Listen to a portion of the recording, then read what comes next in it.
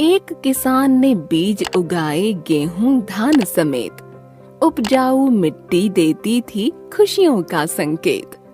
लहराई जब खेती सबने मिल गाया गान, पर किसान ने फसल न काटी उसको रहा न ध्यान।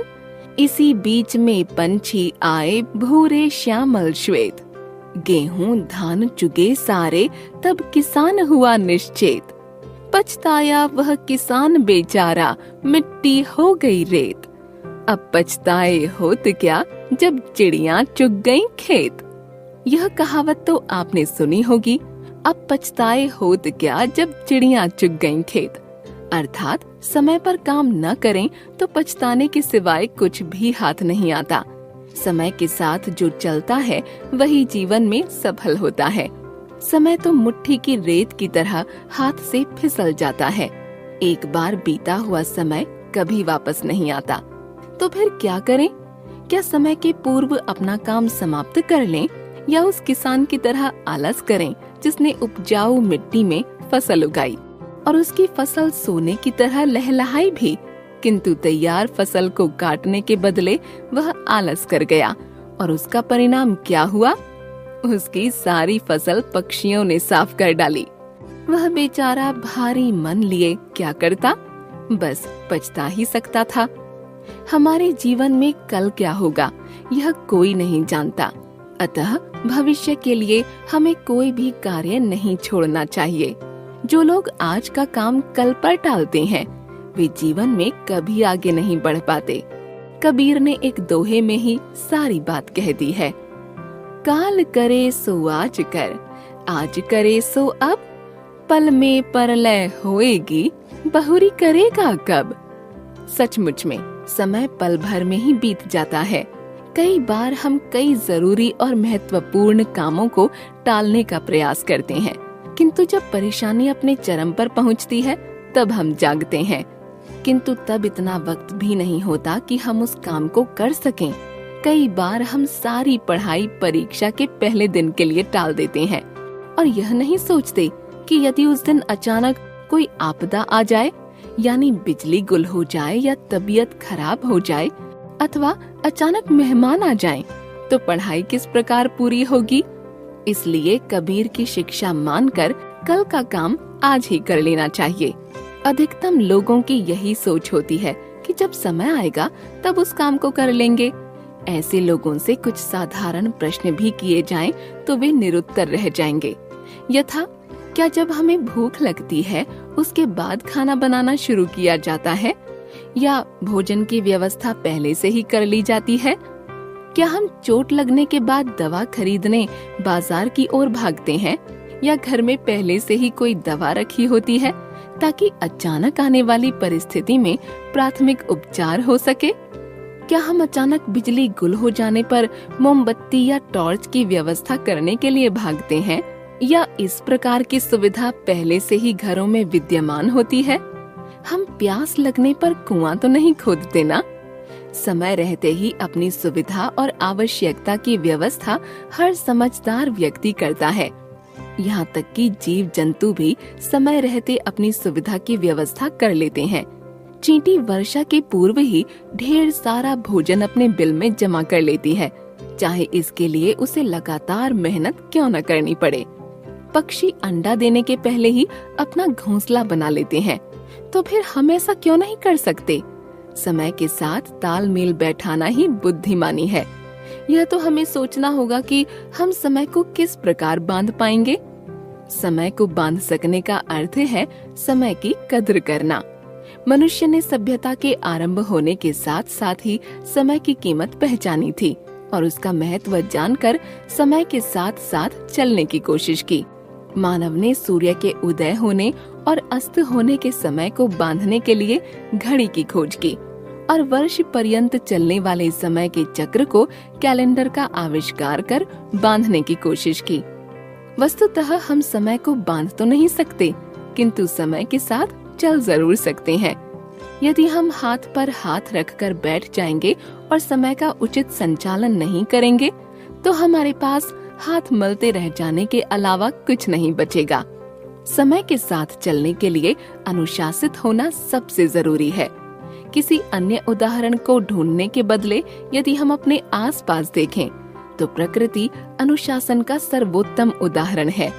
सूरज नियमित रूप से उदय और अस्त होता है। पृथ्वी अपनी धुरी पर निश्चित गति में घूमती है। चंद्रमा पृथ्वी की परिक्रमा निश्चित अवधि में पूरी करता है। पृथ्वी सूर्य की परिक्रमा निश्चित अवधि में करती है। मौसम का निश्चित समय होता है। ज्वार भाटा निश्चित अवधि में आते हैं। प्रकाश की किरणें निश्चित गति से चलती हैं। ध्वनि की रफ्तार भी निश्चित है। हम ये समझते हैं कि हम आजाद देश के निवासी हैं, इसलिए हमें सब कुछ करने की आजादी है, जैसे मनचाहा काम करने की आजादी, मनचाही बातें करने की आजादी, जी भरकर आलस करने की आजादी। एक थे टालू मास्टर, वे हर काम को टालने में माहिर थे। एक बार उनके पास एक व्यक्ति संदेश लेकर आया। टालू मास्टर ने अपनी प्रकृति के अनुसार कल आना कहकर टाल दिया। अगले दिन भी उनका वही जवाब था, कहा था ना कल आना, आज क्यों आए? सो कल तो कभी आना नहीं था। बाद में जब टालू मास्टर को पता चला कि वह संदेश उनकी पदोन्नति से संबंधित था, जिसके लिए उन्हें तुरंत साक्षात्कार हेतु बुलाया गया था, पर अब क्या हो सकता था? टालू मास्टर अपनी टालने की प्रवृत्ति के कारण अवसर खो बैठे थे।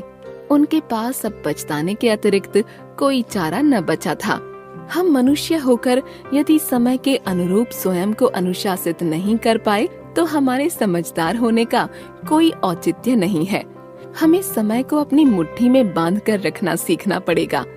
हाथ की पहली उंगली प्रथमा की तरह हमें अपना लक्ष्य निश्चित करना पड़ेगा। वे सारे काम जो हम करना चाहते हैं उनकी सूची बना लें तो आसानी रहेगी।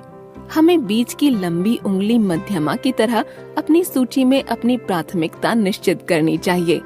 जरूरी नहीं कि हमारी सूची लिखित हो, आप अपने मन में भी अपने लक्ष्यों की सूची बना सकते हैं। अनामिका उंगली की तरह वे सारे काम जो अवास्तविक हैं और जिनके तुरंत पूरा किए जाने की आवश्यकता नहीं है, उन्हें अपनी सूची से हटा दें। सबसे महत्वपूर्ण कुछ लक्ष्यों को चुनें और छोटी उंगली कनिष्ठा की तरह अपने मंसूबों को वैसे ही दृढ़ बनाकर काम करें जैसे कृष्ण जी ने दृढ़ता से अपनी छोटी उंगली में गोवर्धन पर्वत उठा लिया था। अंगूठे की सहायता से उंगलियां वस्तु पकड़ने का काम करती हैं, तो मन पक्का कर निर्धारित समय के पहले ही अपना काम पूरा कर समय को अपनी मुट्ठी में जकड़ लें। हम मनुष्य हैं और हमारे पास सोचने की बहुमूल्य शक्ति है, इसलिए यदि हम चाहें तो समय का कुशलता के साथ प्रयोग करके समय के साथ उस बुद्धिमान कछुए की तरह होड़ भी ले सकते हैं। खरगोश और कछुए की दौड़ की कहानी तो सबने सुनी ही होगी कि किस तरह खरगोश ने सोकर समय गंवाया और वहीं पर कछुआ किस प्रकार बिना समय को नष्ट किए अपने लक्ष्य की ओर लगातार चलता गया और अंततः दौड़ में जीत गया। एक द्रुत गति से भाग सकने वाले खरगोश को भी समय गंवाने के कारण मुंह की खानी पड़ी थी। उस घटना के बहुत समय बाद की बात है। कछुए और खरगोश की दौड़ फिर से आयोजित की गई। इस बार खरगोश का जीतने का पूरा इरादा था और वह किसी भी तरह से समय नष्ट नहीं करने वाला था। कछुआ भी यह जानता था कि इस बार खरगोश को किसी युक्ति से ही हराया जा सकेगा। उसने एक छोटी सी शर्त रखी कि इस बार हम लोग पहाड़ी के ऊपर न जाकर ऊपर से नीचे ढलान की तरफ दौड़ेंगे। खरगोश को भला इसमें क्या आपत्ति होती? ढलान वाले मार्ग में भी उसकी गति हर हालत में कछुए से तेज होती। निर्धारित समय पर कछुए और खरगोश की दूसरी दौड़ हुई। खरगोश ने यह देखकर दांतों तले उंगली दबा ली कि इस बार कछुआ और भी तेजी से दौड़ा और फिर से दौड़ में विजयी हो गया। भला कैसे? इस बार कछुए ने अपने पैरों में पहिए वाली स्केट्स पहन ली थीं। अतः यदि हमें समय के साथ होड़ लेने के लिए वक्त के पहिए पहनने पड़े तो अवश्य पहनने चाहिए। आखिर हमारे पास एक मस्तिष्क भी है जिसका भरपूर उपयोग हम कर सकते हैं, पर वक्त के पहिए तो अपनी बुद्धि का समुचित प्रयोग करके हमें ही ढूंढने पड़ेंगे। इस प्रयोग में हमें अपनी सद्बुद्धि का ही प्रयोग करना होगा, क्योंकि आपसी होड़ की दौड़ में अनुचित साधनों का प्रयोग हमें मनुष्य की श्रेणी से नीचे कर देगा। विभागीय